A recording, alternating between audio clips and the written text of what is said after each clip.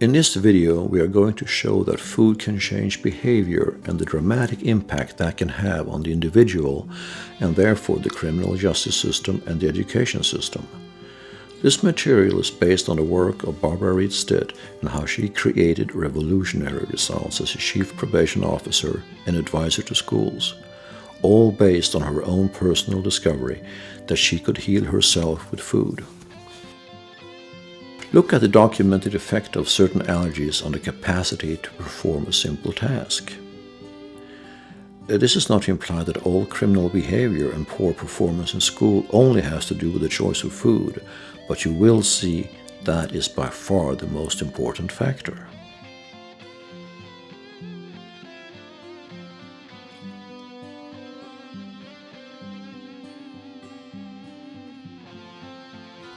Let us look at the incarceration rates from countries around the world: Australia, India, Nigeria, Europe excluding Great Britain,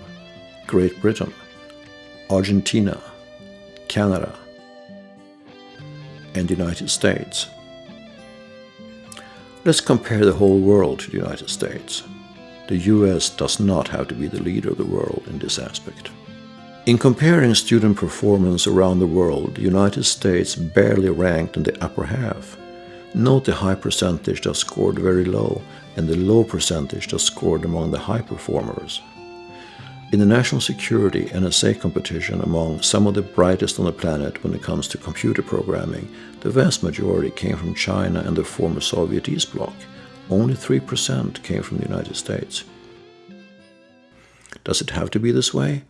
Can we do something about it? Here is Barbara Reed-Stitt. I worked as a probation officer for 20 years, and during that time discovered that the body chemistry was extremely important in affecting the behavior, and correcting it made such a difference. Actually, when I went down the list of foods that people were consuming, they were the addictive foods: high sugar, white flour, what we consider junk foods. And as a result, the brain was being deprived of nutrients that it needs to have good judgment.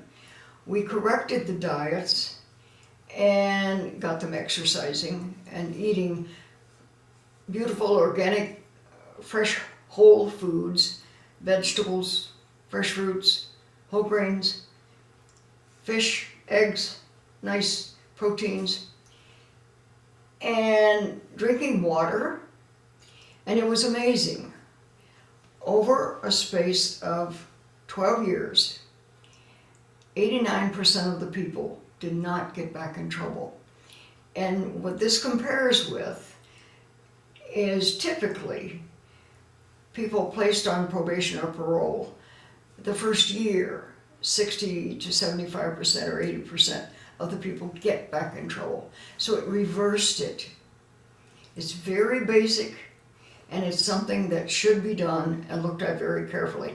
We ended up providing foods in a school, an alternative school that was so out of control that they had a police officer on staff with a gun. All we changed were the foods. In 2 months, they had no discipline problem, and in the 5 years that we continued to provide the foods for the students, not one of those students got into trouble. It works.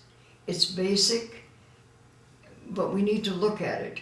And most counselors don't give this a second thought of asking people, what did you have for breakfast? And what did you have the rest of the day? It needs to be live foods, because everything you put in your mouth affects the frontal part of your brain, and that's where the judgment is. In June 1977, Barbara's work was featured on the front page of the Wall Street Journal. She was called by Senator McGovern to testify for a Senate Select Committee. This began a media frenzy. She was a guest on all key shows like Phil Donahue, That's Incredible, among many, and also interviewed by most major magazines and radio stations. She even made it into Playboy and the prize of them all, the National Enquirer. She traveled to all states and provinces in the United States and Canada and lectured 30 to 40 times per year for the next 16 years. Let us look at some of Barbara's old media appearances.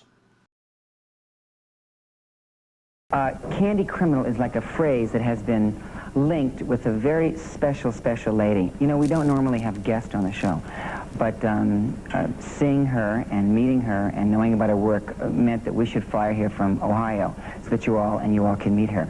Barbara Reed is her name. She is a probation officer, and she has been for 18 years. She's developed a very unique approach towards rehabilitating her cases.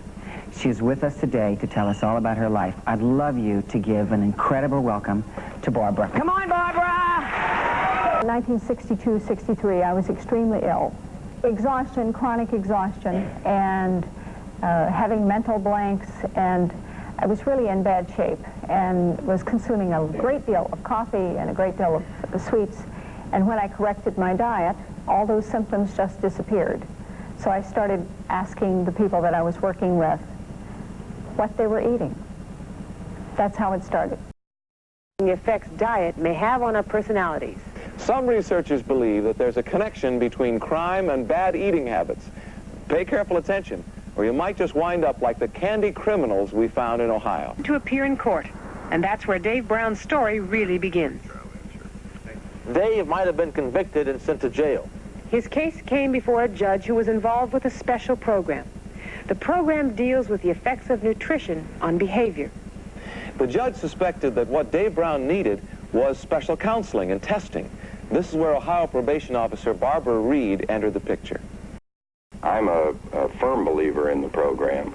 I know that it works. It has worked since I've been on the bench, and I hope it continues to work. There are, of course, those that, who are going to commit crimes and who are going to repeat committing crimes. And it's not because of diet or anything else. It's from a different reason other than diet. But those that we can detect and catch the first time, hopefully, probably will not be repeating. And they may not have been here in the first place had they been doing things properly.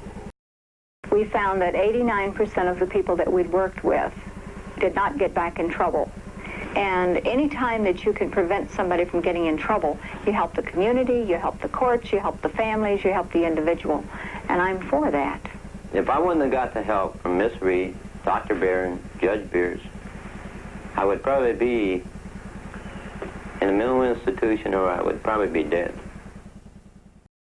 In January of 1997, I visited Central High School as a prospective employee and observed the students that were housed here at the time and found them to be rude, obnoxious, very crude, and ill-mannered. I was brought over to the school because the school was out of control. They were having a lot of problems with rebellious students, weapons violation, things of that nature. So they wanted a cop on school premise at all times.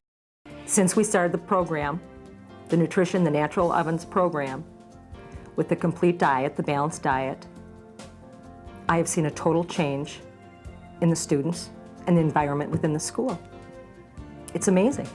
Now that I actually have a job here, I was hesitant once again to start and found that the atmosphere is entirely different.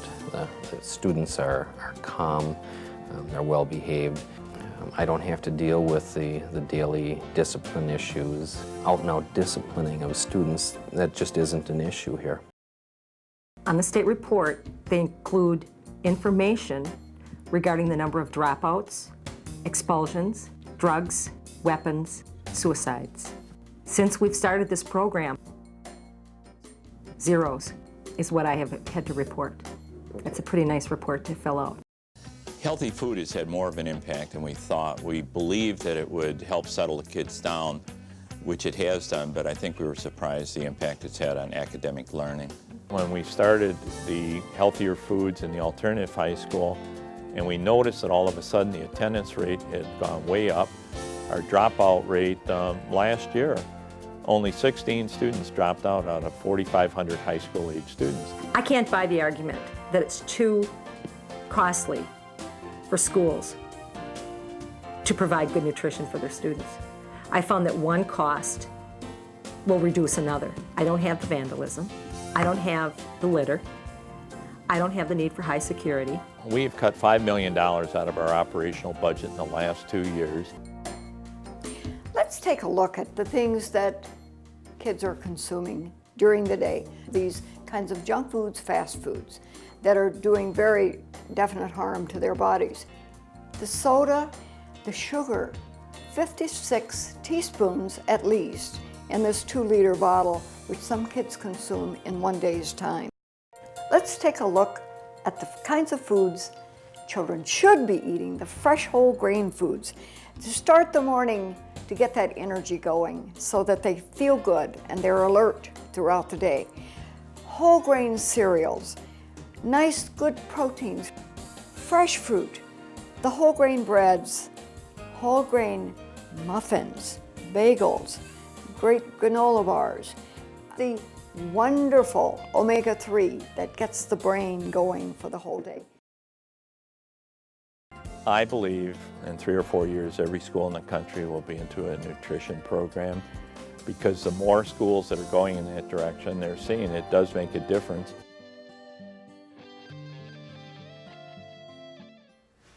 A very large percentage of the people that are incarcerated are there because of their addictions, and they really don't know what happened to them.